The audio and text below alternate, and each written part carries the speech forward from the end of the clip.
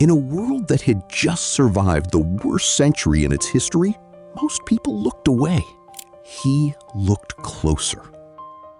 While others reached for noise, spectacle, and the photograph as weapon, he followed the quiet things.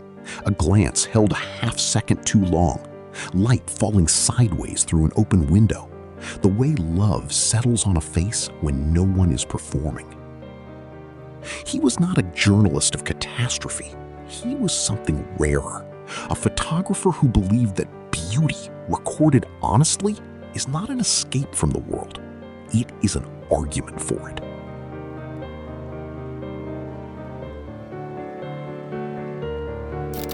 Photographic Inspiration presents Meet the Master Series. Édouard Boubat. We celebrate timeless photographic art, distinguishing it from transient trends.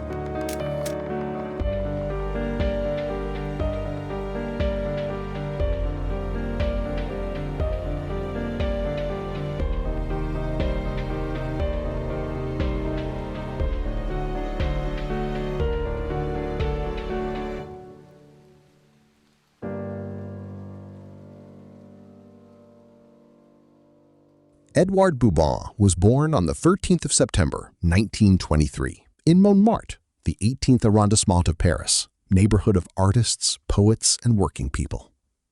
His father was an army cook who had survived the trenches of the First World War, wounded 3 times on the front lines. Stories of that war were part of the household air. In 1938, Boubat enrolled at the École Estienne, Paris's School of Graphic Arts and Printing, where he trained as a photo engraver. He learned, long before he held a camera, the discipline of the image, what to keep and what to surrender to shadow. Then, in 1943, the war claimed him. Under the Nazi forced labor program, Boubat was conscripted and sent to work in a factory in Leipzig, Germany. For 2 years, he witnessed the machinery of organized violence up close. He returned to Paris in 1946. He sold his 6-volume dictionary to buy his first camera, and he made a decision he would keep for the rest of his life. "Because I know war," he said, "because I know the horror, I don't want to add to it." After the war, we felt the need to celebrate life, and for me, photography was the means to achieve this.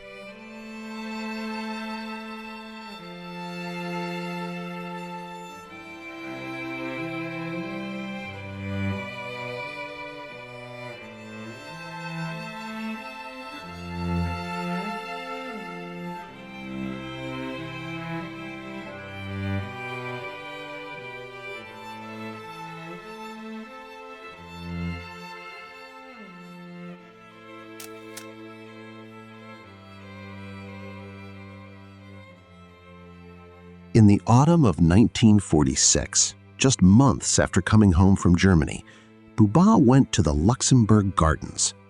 A small girl stood among fallen leaves. He called it The Little Girl with Dead Leaves. It was a photograph of life in a world that had just finished grieving. He entered it into the Salon International de la Photographie the following year and was awarded the Kodak Prize in 1947. He was 23 years old. That first photograph already contained everything he would spend a lifetime pursuing. The sense that at any moment, the ordinary world is on the verge of becoming extraordinary, if only someone has the patience to wait and the love to look. That same year, he met Lella, a friend of his sister's who would become his first wife and one of the great subjects of 20th century photography. His portrait of her, Lella, Breton, 1947, now hangs in the permanent collection of the Museum of Modern Art in New York. Lella herself, reflecting on the photograph 40 years later, wrote, "It is charged with something of the transparent substance of our best moments, those that we shared while we were young."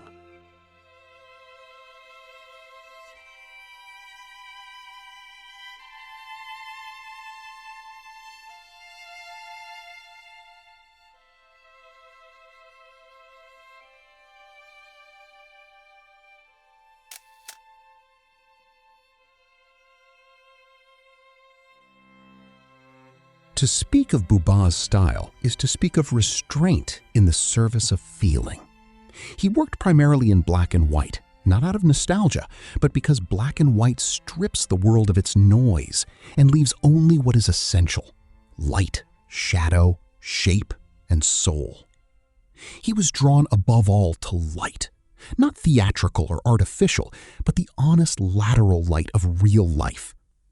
Was it the same light that enchanted the first photographers, he asked. It is the same, and it is still brand new. It is something that never wears out. His portraits are perhaps his finest achievement. He had what may be the rarest gift a photographer can possess, the ability to make his subjects forget the camera was there. He described this as both his method and his secret. I think that the photos that we like were made when the photographer knew how to disappear. If there were a secret, certainly that would be it. And he described the act of photographing as something close to surrender, an erasure of intention in favor of pure receptivity.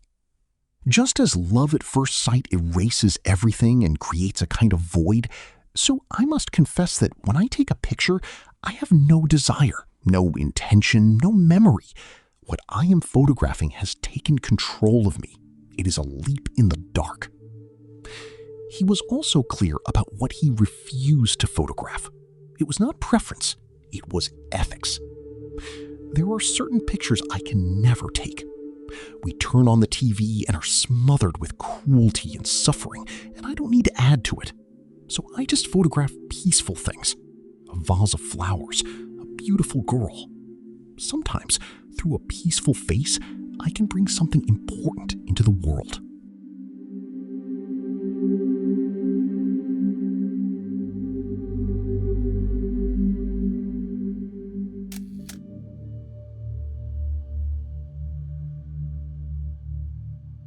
From around 1950, Boubat traveled the world for the French magazine Réalités, one of the most ambitious photographic publications of its era.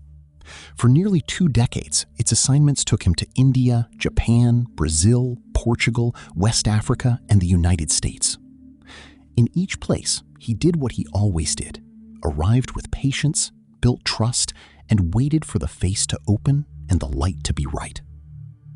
He stood alongside the defining figures of French humanist photography, Robert Doisneau, Willy Ronis, Bresson, and Henri Cartier-Bresson, a generation united by the conviction that the dignity of ordinary life was worth recording and worth defending. But if Cartier-Bresson sought the perfectly composed, decisive moment, Boubat sought something harder to name, the tender one.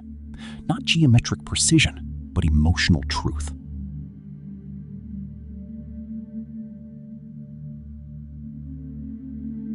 He described his driving impulse in simple terms. To me, photography is like a quest, or a pilgrimage, or a hunt.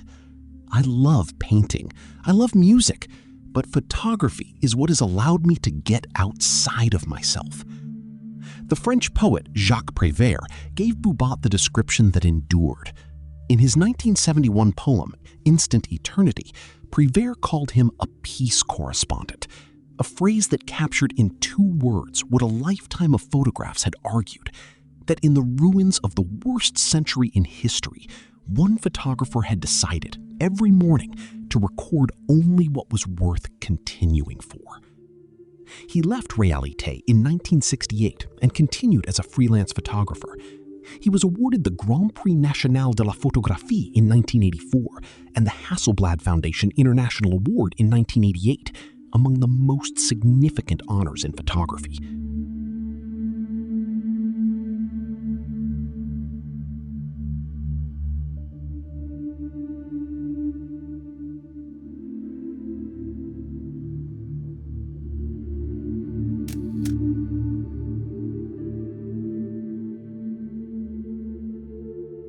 Édouard Boubat died in Paris on the 30th of June, 1999. He was 75 years old.